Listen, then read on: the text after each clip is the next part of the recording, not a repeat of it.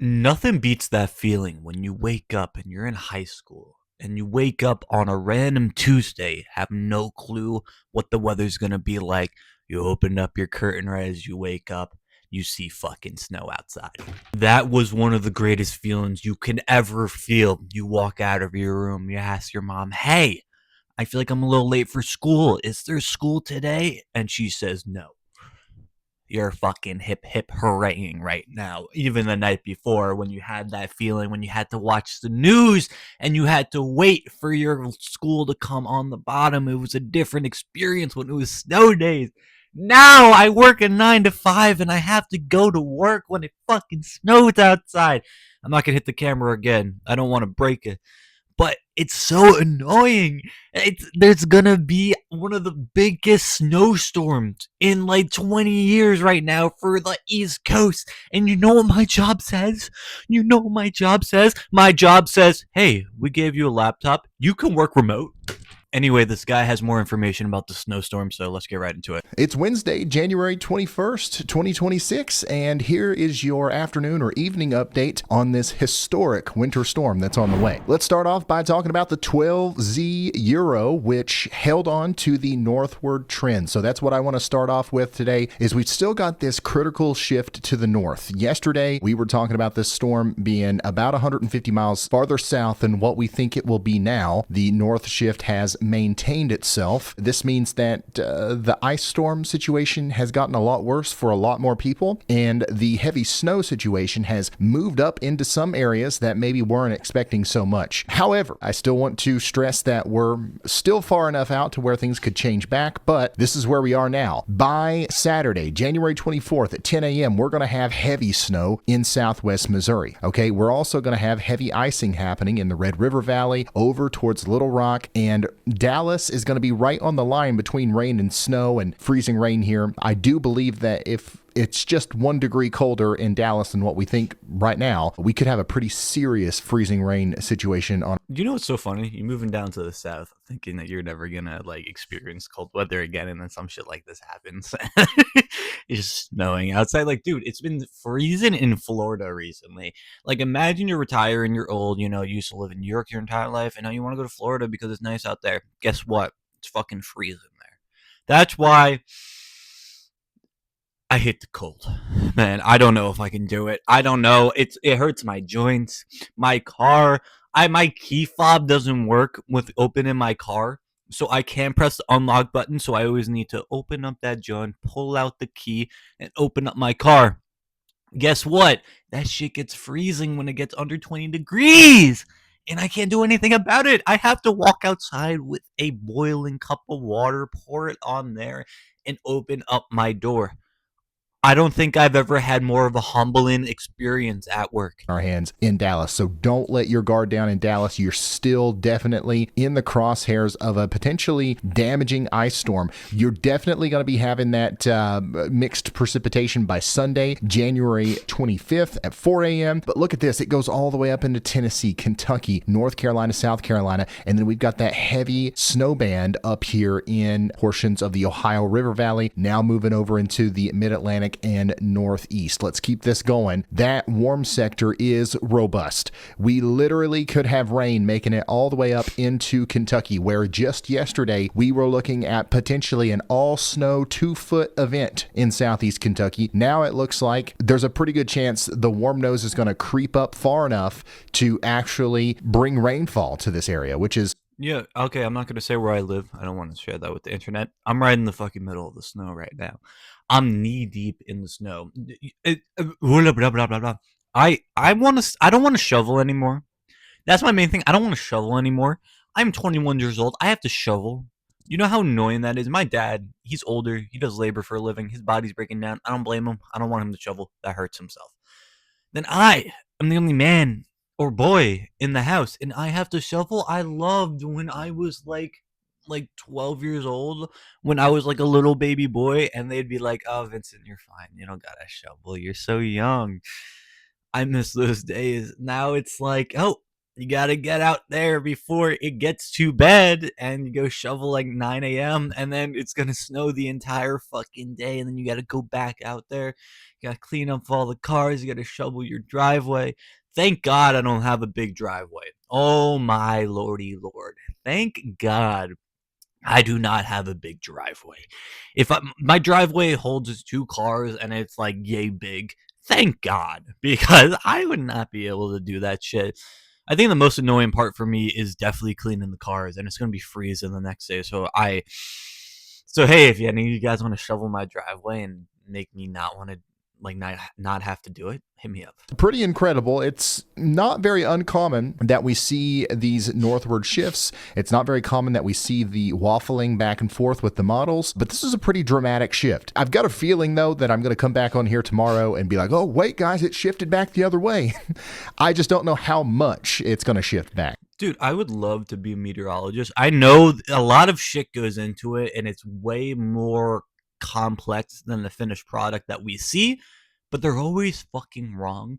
I went on my weather app yesterday, and it was like, oh, snow is supposed to happen the entire day Sunday from like 4 a.m. And then I'm like, oh, I'm sorry, Maddie, I'm not going to be able to see you. Look, it went. Look at the snow. You're not going to be able to see the time, but that time is 8 a.m. It starts. Like, bro, and how many inches? 7 and 9. It just changed. I guess it's hard to predict storms, but hey, I wish. Oh my God, it's supposed to snow into Monday? Yeah, thank God I don't have to go to work. I feel bad. I feel bad for everyone who has to. That is the dumbest shit ever. Jobs should have snow days. I'm saying it. Trump, make that a federal holiday if it snows. Let it be a federal holiday. Hey, who says no? I don't think you should have to risk your life driving to work if it's snowing outside. Like, that is ridiculous. Most people don't have 4-wheel drive on their cars, me included. And most people don't have the luxury of working remote.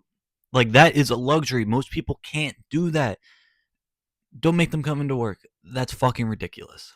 For now, we're taking this as it is, and we're assuming that this is going to be somewhat close to what we end up with. And man, that means a huge snowstorm for the I-95 corridor between Baltimore and New York City. And it unfortunately means heavy ice for Virginia and North Carolina. Let's keep pushing this forward. There's that big storm. We actually get a coastal low riding up the East Coast that's going to help amplify the snow totals for portions of New England and the Northeast.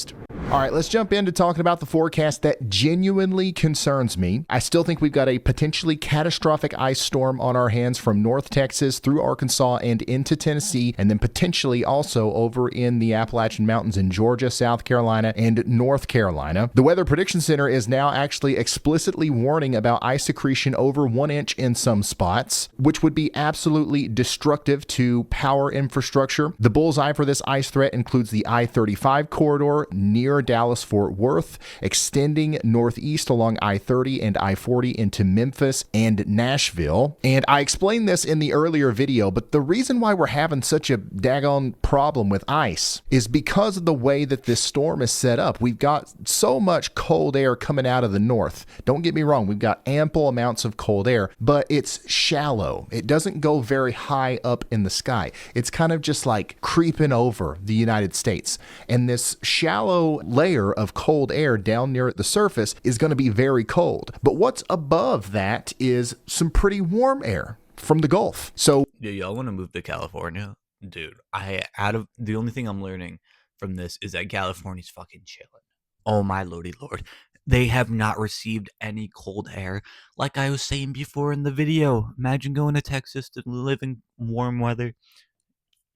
You're freezing right now. we get the clouds and the storm coming through, and it's raining, and it falls into that shallow layer of cold air, and it doesn't have time to freeze before it hits the ground. But the ground and the air just above the ground could be as low as 25, 26, 27 degrees. And here we are. It's not snowing. It's not sleeting, it's raining, and that rain freezes on impact. And my goodness, that's going to lead to some big problems, especially as the rain accumulates on trees and power lines and stuff like that. When we've got the Weather Prediction Center, these are your old school, by the book, conservative meteorologists talking about 1-inch accumulations already, you know that we're in store for a big one. If I were you, I would not plan on traveling through Arkansas or Tennessee Friday or Saturday. The roads are Fuck. That's my entire weekend plan. I really wanted to go to Arkansas.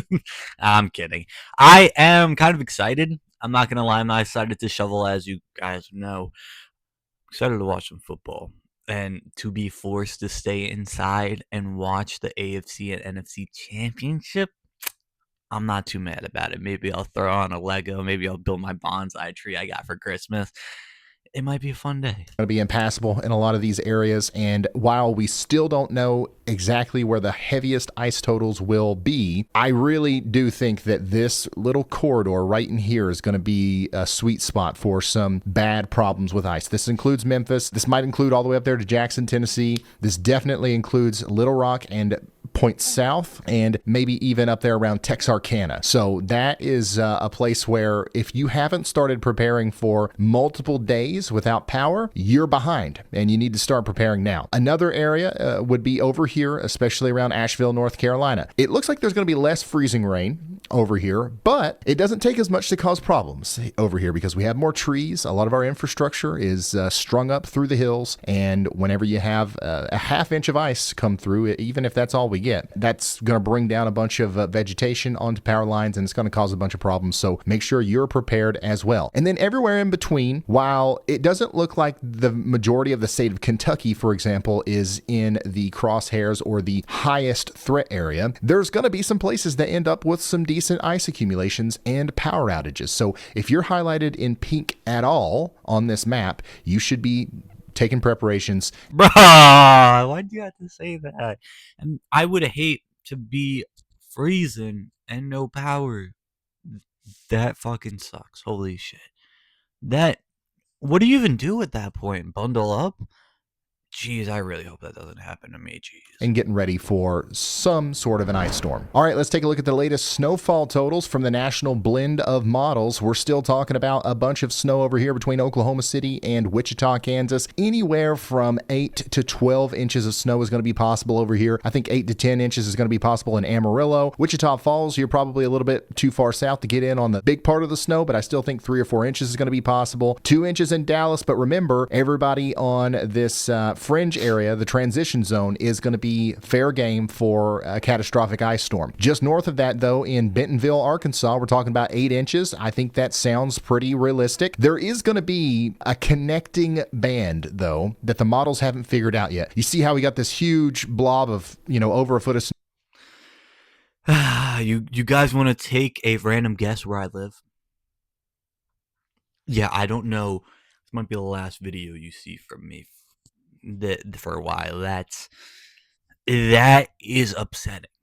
That is upsetting. Even dude, Cleveland ain't even got it as bad as me. Are we fucking serious?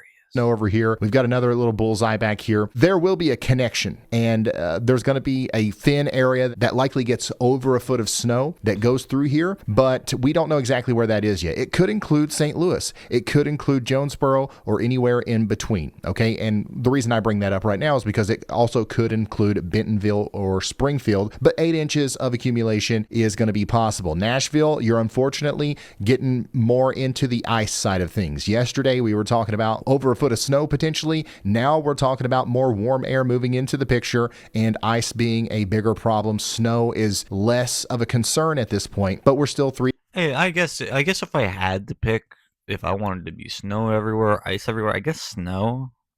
I guess that's safer.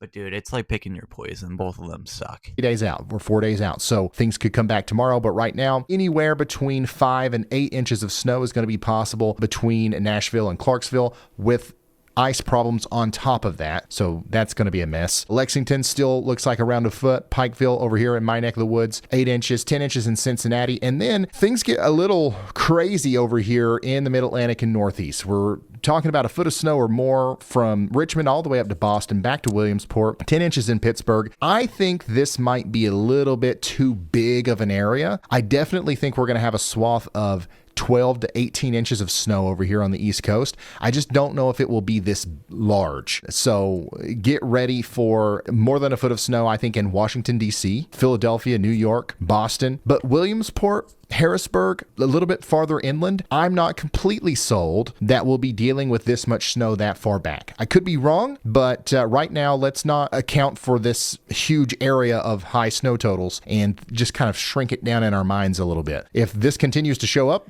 Yeah, let's shrink it down in our minds. Let's go like here. Let's get Philadelphia and Washington. Fuck the Sixers. Let's just get them right there. They should get all the snow. You know what? Take my snow that I'm getting, double it, and give it to Philadelphia.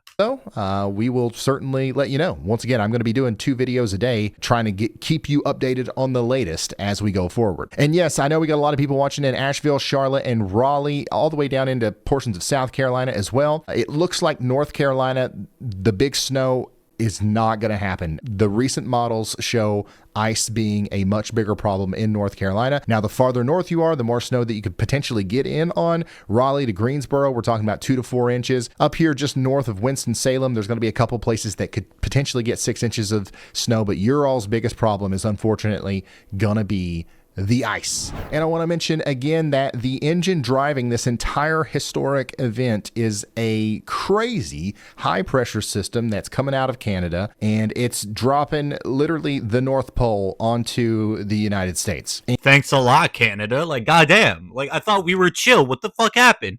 I thought we were chill. You know, the Raptors, they won a championship not too long ago. 7 years ago. But hey, I thought we were chill. Why are they just like, hey, the USA, screw y'all guys.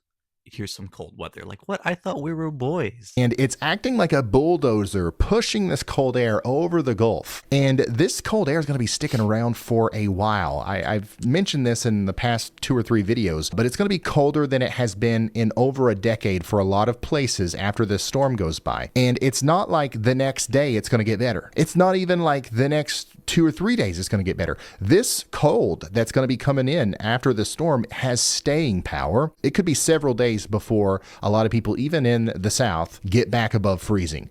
So, the cold pattern is locked and loaded, and it's not going anywhere anytime soon. In fact, there's so much cold air in place that there's already another signal for another major snowstorm after this one. We're not going to talk about it yet. We're going to take it one at a time, but this is a really intense winter pattern that we're in right now. So this all gets started on Friday. I'll likely be live on Friday, but we've got an enhanced risk of winter storm already from Oklahoma City over to Little Rock. So get ready for that. You need to be taking precautions now, especially in the purple area here. And then Saturday, that's going to be our biggest day. That's where the most people are going to be impacted. If you don't care about the weather, you will Saturday. Okay, hold me to that. You will Saturday. And then I think that our enhanced probability area is probably going to shift north on the next update, which I will show you tomorrow morning. And then, of course, we do have that day 5 enhanced risk all the way over there on the East Coast as well, from Richmond up towards Boston. And this is likely going to expand with our next update in the morning as well. This year, we are rolling out the brand new Yalameter 3. Nah, you pissed me the fuck off. Holy shit. Great meteorologist, great weatherman, but holy mother of God, I didn't know it was gonna be that bad.